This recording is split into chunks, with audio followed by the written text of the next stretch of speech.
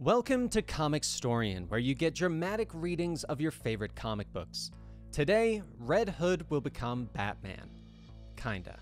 This is the Red Hood webtoon storyline in which he is currently teamed up with Artemis and Bizarro. He's dating Artemis and Bizarro is currently missing his family. This is Red Hood Webtoons, chapters 18 to 24.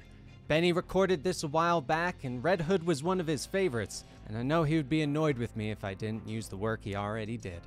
So here you have it, Red Hood Webtoons.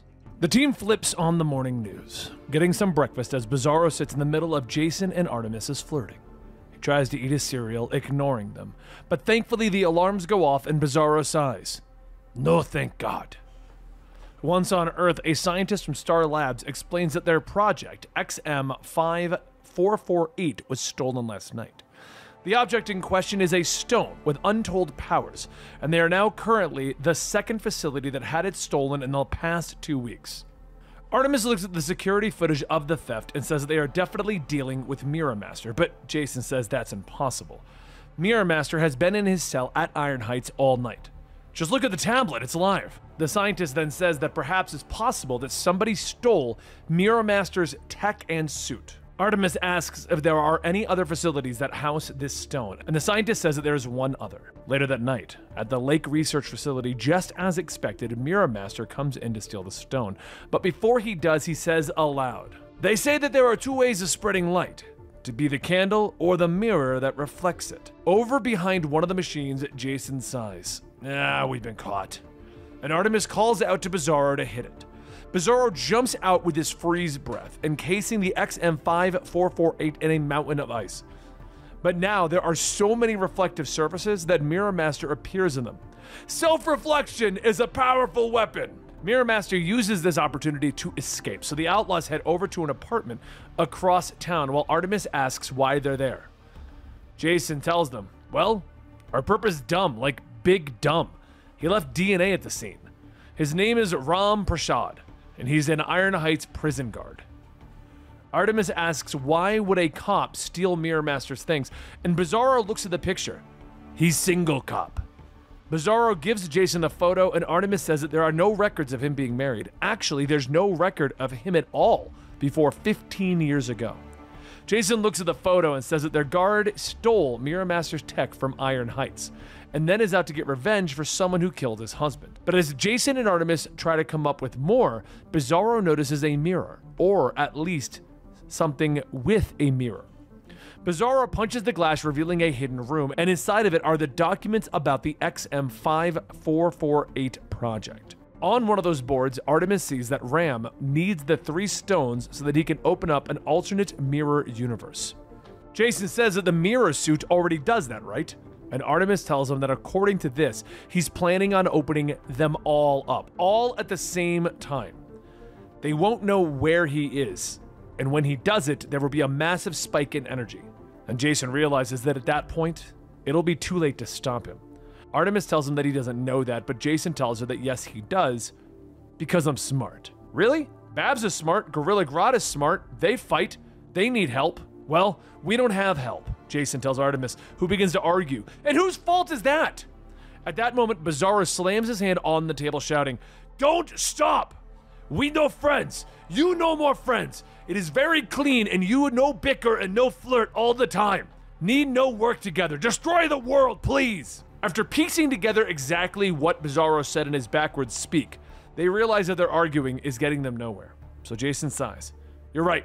We still don't know where to go." "I don't," Bizarro says, pulling out a photo of Ram. He flips it around, revealing the location and the date of where and when that photo was taken.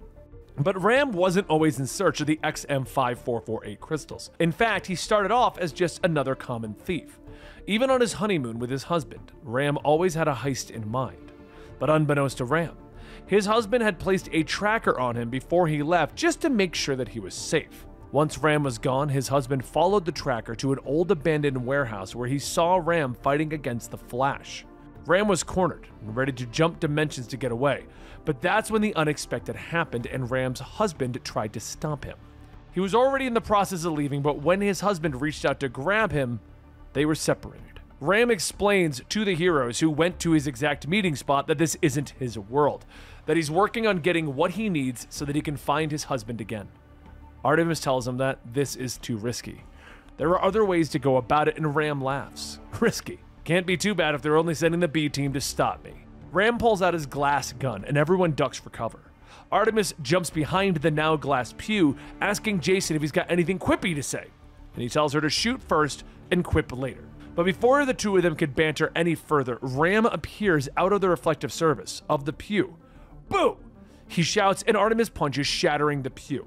Everyone looks around to see where he'd come out of next, and suddenly Artemis sees him in Jason's mask since it has a reflective surface. Seemingly with Ram busy with them, Jason calls out to Bizarro to just grab the crystals, but as Bizarro is making his way to the front of the church, Ram tells him not so fast. Jason quickly pulls out his gun, shooting out the stained glass window, breaking it into hundreds of tiny pieces, but accidentally giving Ram a lot of opportunities to attack. Artemis begins to run forward, but the shine from her boots give Ram enough of a surface to reach his arm out and grab her by the leg, tripping her. She then tries to shake off the random arm coming out of her boots, but before he could get up, Ram reaches out of the pew, pulling her into the mirror dimension. Thankfully though, Bizarro wasn't far off, and he reaches in, grabbing her from falling into oblivion. Ram watches all of this unfold, smiling to himself. I have the Outlaws on the ropes. And then he's tapped on the shoulder, telling him that the games are over. Suddenly, several voices ask, who is he talking to? And dozens of reflections of Ram appear holding guns. But back over with Jason, he's holding himself back, weighing his options. How can he stop this guy with a mirror gun who's already removed Artemis? He begins to tell himself that maybe just dying a second time will be easier than figuring all of this out. He closes his eyes, waiting for a blast from the glass gun. And as that blast is coming, Jason realizes that he wasn't hit. He opens his eyes, seeing Bizarro putting himself in the way, turning his own arm into glass, all in an effort to shield Jason. Bizarro looks back, smiling. Bye, buddy. And as Ram steps forward, he kicks the glass arm, shattering it into 100 pieces. Bizarro screams out in pain, and Jason and Artemis quickly get to work, destroying the reflections until all that is left is Ram himself. But it's too late. Ram has activated his machine powered by the XM5448 crystals, allowing him to sink back into the mirror dimension and access every reflective surface on their Earth and others. As a bright light washes over, Artemis opens her eyes to see nothing but white surrounding her. And she isn't the only one. Suddenly, hundreds of doors appear before her, and Artemis looks at each of them, gauging which to open first, just as the others are also doing the same. The first door that opens reveals a copy of everyone, a counterpart. But for Bizarro, he only sees his old family, the one that he lost. For Artemis, her counterpart sees her as a trial, and Jason sees his reflection of himself as well, but as Batman. The reflection asks, isn't that ironic, becoming the thing that you hate? I don't hate Batman, Jason calls out to his counterpart. In fact, I hardly think about him. The reflection laughs. I forgot how funny he used to be. Jason begins to ask about Artemis, but the reflection asks, you're Artemis? Come, I'll show you. But back with Artemis, her reflection wastes no time in engaging her in a supposed trial, even as Artemis is trying to tell them that it isn't real. As the reflection attacks, Artemis outmaneuvers her, knocking the sword out of her grasp. The reflection jumps back up, summoning her bow, pulling on it, and Artemis says that this isn't going to end well. But the reflection yells, it's not going to end well for you! The arrow is released and Artemis knocks it away using the sword, but as more arrows are fired, Artemis dodges them as she runs closer and closer to the reflection. Once in range, she tells her counterpart that she has had enough, delivering a kick powerful enough to launch her across the void. The reflection catches herself and slides back, but by this point, Artemis already knows who the victor is going to be. As for Jason, he steps through the door that his reflection opened and he stops. I told myself that I knew what I saw in the crystal ball wasn't true, or at least it wasn't my future. The scene of me being with Artemis in this moment, this is the other Jason's life. The reflection tells him that he can make his own future. Just be careful which doors he shuts. There are more worlds than he realizes, more truths than just the one in his head. Be good, but don't be too good, Jason.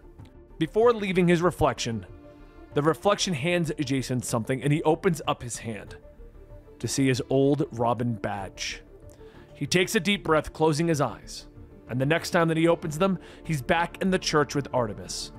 The two look around for a moment when they suddenly hear a sniffle coming out of the front of the church. And in the front of it, Ram is holding his husband. He tells him that he knew he'd find him. Artemis tells him that this isn't his world, and Ram says any world with his husband is his world. Fine, Jason sighs.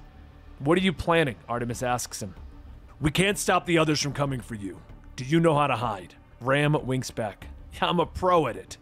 And with that, a few moments pass, and Jason and Artemis realize they're still missing Bizarro. He's in whatever reflection world was created. At that moment, the doors open and Bizarro walks in. Enemies, meet not family. The problem isn't that Bizarro brought his family back from the mirror dimension, but it's that someone else outside is watching all of this go down. And that was the Red Hood Webtoons chapters 18 to 24. If you're interested in us continuing this series, please let us know in the comments down below. Red Hood was always one of Benny's favorites, and we plan on continuing his legacy here at the Comicstorian channel. We will be releasing videos that he had recorded in the past that we had not released or were released originally just to members only. But I know Benny would be really annoyed with me if I didn't use the videos that he had already made and we had not given out to the general public. Eventually, you will start hearing more stories voiced by me and potentially Andy in the future. But we appreciate you guys staying with us through these hard times and keeping Comicstorian alive. Rest in peace, Benny. We really miss you.